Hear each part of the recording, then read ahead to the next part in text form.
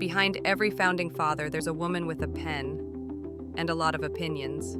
Enter Abigail Adams, the First Lady who wasn't afraid to speak her mind, even if it meant giving her husband some serious side-eye from across the Atlantic. Abigail was a force, quietly but firmly shaping the ideals of the American Revolution from the sidelines. While John Adams was out debating independence, Abigail was at home, not so gently reminding him that freedom shouldn't just apply to men. So, let's dive into how one woman, armed with a quill and a whole lot of common sense, managed to influence the early foundations of the United States. The American Revolution was raging. Men like John Adams, Thomas Jefferson, and Benjamin Franklin were busy drafting documents, attending heated meetings, and trying to break free from British rule. And while the men were out, Abigail Adams was back home in Massachusetts, managing a farm, raising children, and, oh yes, writing some of the most influential letters in American history. These weren't just letters about the weather either. Abigail was sharing her political opinions, her thoughts on freedom, and even offering a blueprint for what the future of the United States could look like. Now, John, of course, thought he was the true patriot. But while he was off building a new nation, Abigail was holding down the fort, quite literally. She managed the household finances, supervised the farm, dealt with wartime shortages, and provided support to neighbors affected by the British occupation. All while John was busy saving the country. Imagine being told to run the household, raise the kids, and be a moral compass to a founding father, who occasionally forgot to respond to your letters. Clearly, she had more patience than any of us. One of the most famous letters Abigail wrote was sent in March 1776, just as the Declaration of Independence was being drafted. In this letter, she told John, "Remember the ladies and be more generous and favorable to them than your ancestors." In other words, let's not forget that women want freedom too. Abigail was essentially the first to advocate for women's rights in America. And how did John respond? He laughed. He literally laughed, brushing off her request as a joke. To him, this was just Abigail being Abigail. He wrote back with what can only be described as founding father-level mansplaining, saying men would never yield power to women. That was the reality of the time. Abigail's forward-thinking ideas were seen as, well, amusing.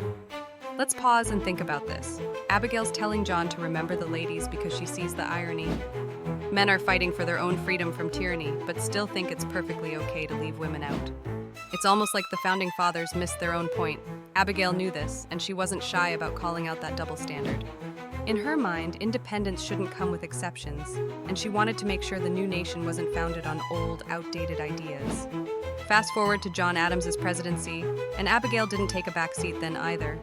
She became his closest advisor, offering her insights on foreign affairs, politics, and the issues of the day. While John was dealing with major national crises, Abigail was handling things at home, and not just on a domestic level. She influenced John's policies, his speeches, and his overall approach to leadership. John may have held the official title, but behind closed doors, Abigail was running a sort of shadow presidency. She wasn't just the First Lady, she was the first true partner in power in American history.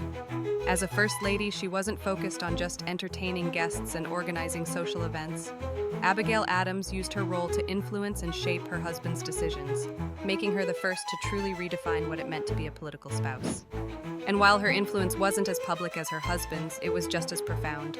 She guided him, challenged him, and occasionally disagreed with him on policy decisions. And John, in his own way, respected her intellect. He often referred to her as my dearest friend, and that wasn't just flattery. Abigail Adams didn't just support the revolution, she was a driving force behind it. While she may not have had a seat at the table, she had a direct line to the man who did, and she wasn't afraid to use it. In a time when women were expected to stay silent and compliant, Abigail was anything but. Through her words, her letters, and her relentless advocacy, she planted seeds of change that would eventually influence future generations of women's rights activists. So the next time you hear about the Founding Fathers, remember that it wasn't just a men's club.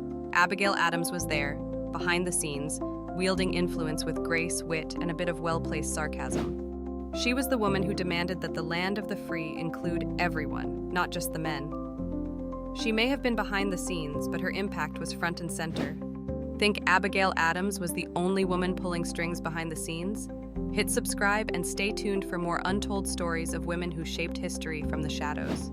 Because behind every great man in history, there's often a woman reminding him what greatness really means.